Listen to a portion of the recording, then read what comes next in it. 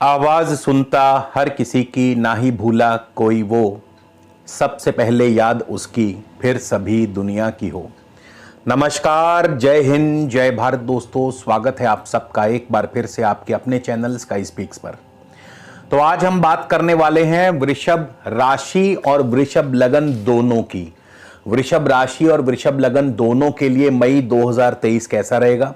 Video को दो हिस्सों में बनाया जाएगा। जो वीडियो का प्रथम हिस्सा है वो आपकी चंद्र राशि पर आधारित होगा, यानी जन्म समय जिनका भी चंद्रमा वृषभ राशि में था, इस पर चंद्र राशि पर आधारित होगा। और वीडियो का दूसरा भाग जो है आपकी लगन राशि पर आधारित होगा, यानी जन्म समय जिनका भी वृषभ लगन में जन्म हुआ उनके लिए होगा।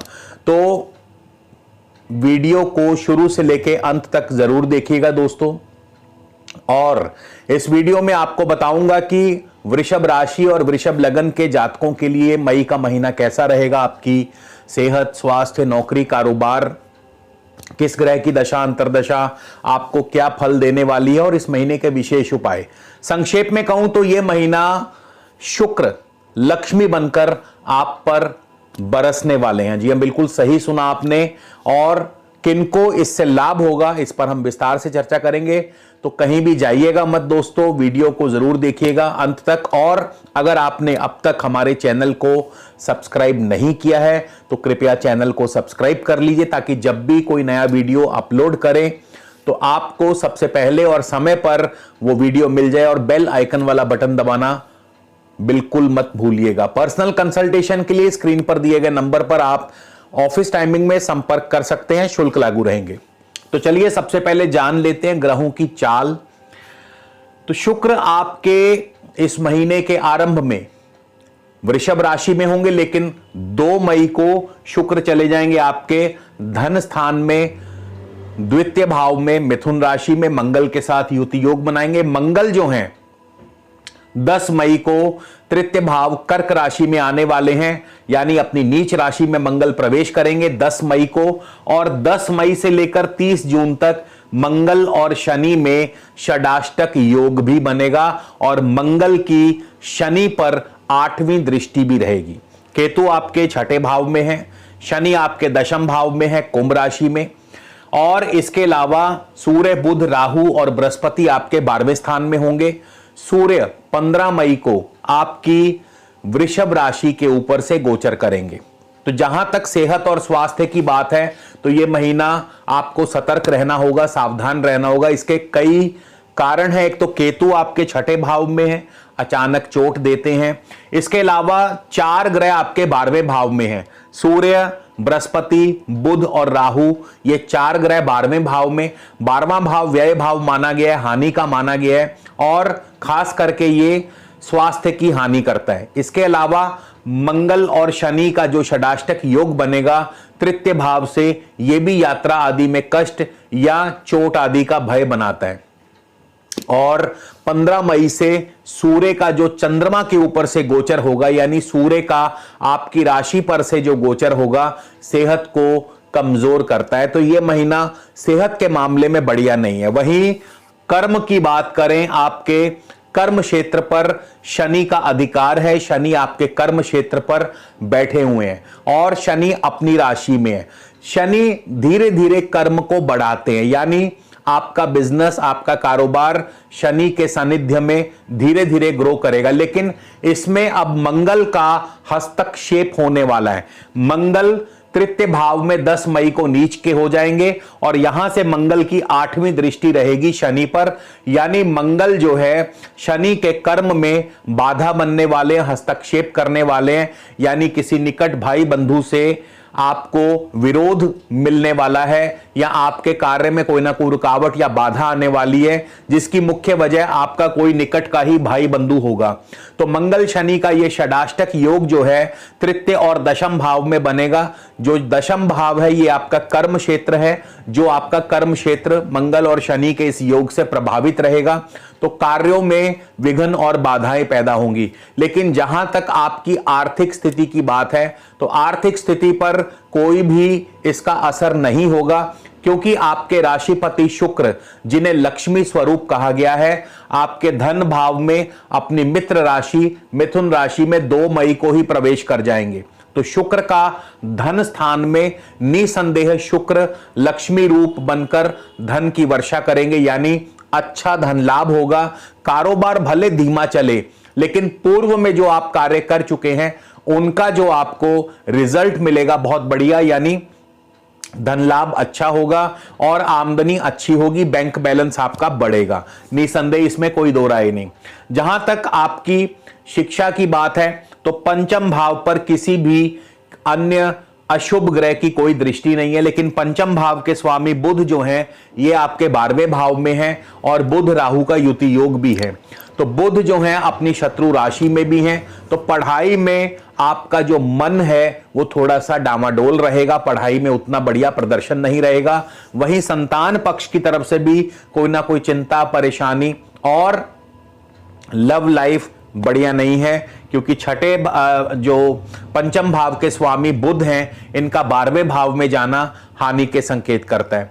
दाम्पत्य जीवन की बात करें, फैमिली लाइफ की बात करें तो शनि की दृष्टि रहेगी आपके 7वें भाव पर। हालांकि कुटुंब भाव में शुक्र हैं, कुटुंबी जनों का सुख सहयोग बना रहेगा, परिवार में कोई ना कोई, घर में कोई ना कोई मांगलिक कार्य अवश्य संपन्न होगा, लेकिन शनि के प्रभाव से पार्टनर के साथ थोड़ी अनबन हो सकती है।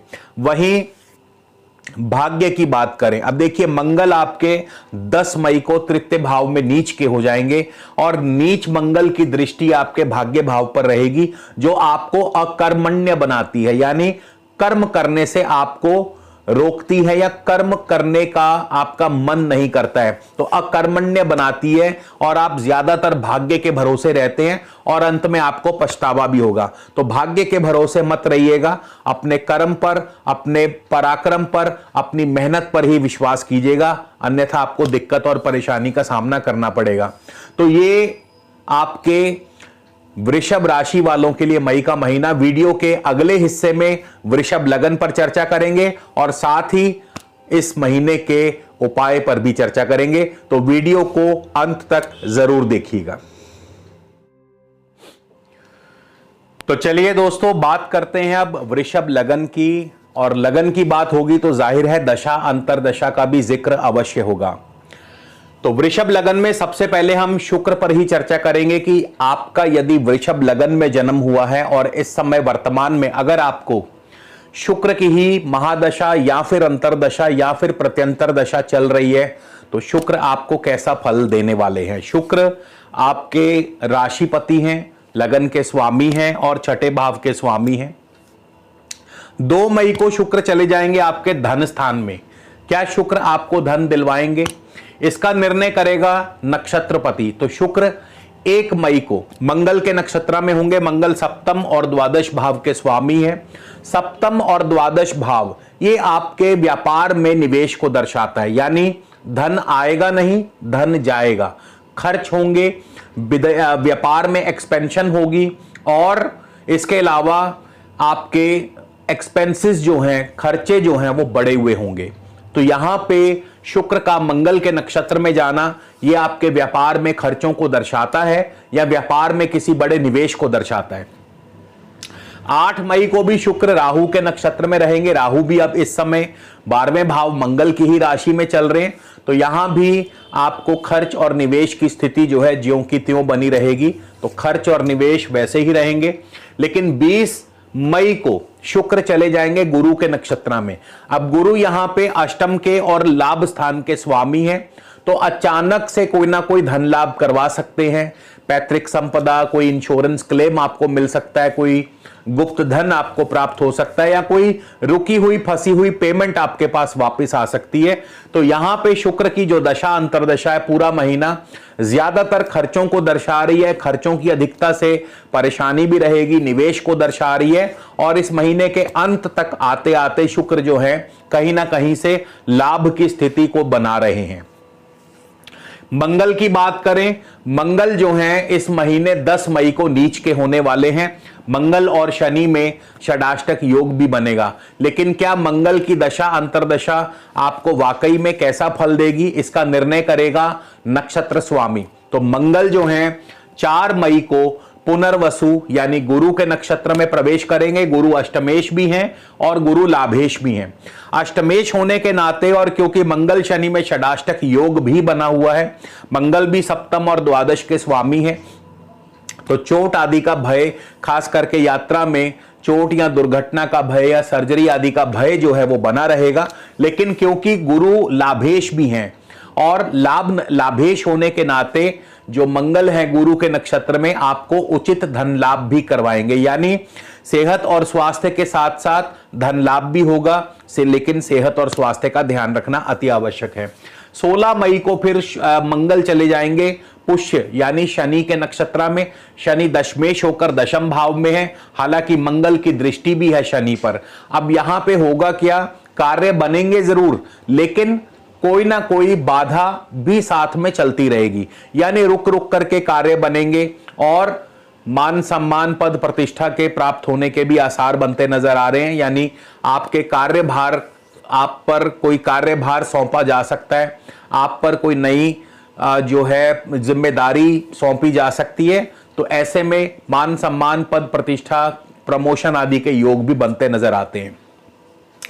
चंद्रमा की बात कर लें, अगर आपको चंद्रमा की दशा अंतरदशा चल रही है इस समय वर्तमान में, तो चंद्रमा आपके तृतीय भाव के स्वामी है। अब अगर चंद्रमा आपकी कुंडली में शुभ स्थिति में है तो यात्राओं से लाभ होगा, media, IT, communication, education system, education sector से आपको अच्छा धन लाभ होगा। लेकिन अगर चंद्रमा इसके विपरीत है तो फिर जाहिर है भाई बंधुओं से कष्ट और यात्रा में कष्ट की स्थिति पैदा करते हैं। वहीं केतु की बात करें, केतु की दशा अंतरदशा कैसा फल प्रदान करेगी। अब केतु आपके छठे भाव में है, केतु शुक्र की राशि में है, शुक्र भी लगन और छठे के स्वामी, और केतु राहु के नक्षत्र में, राहु 12वें भाव में बैठे हैं।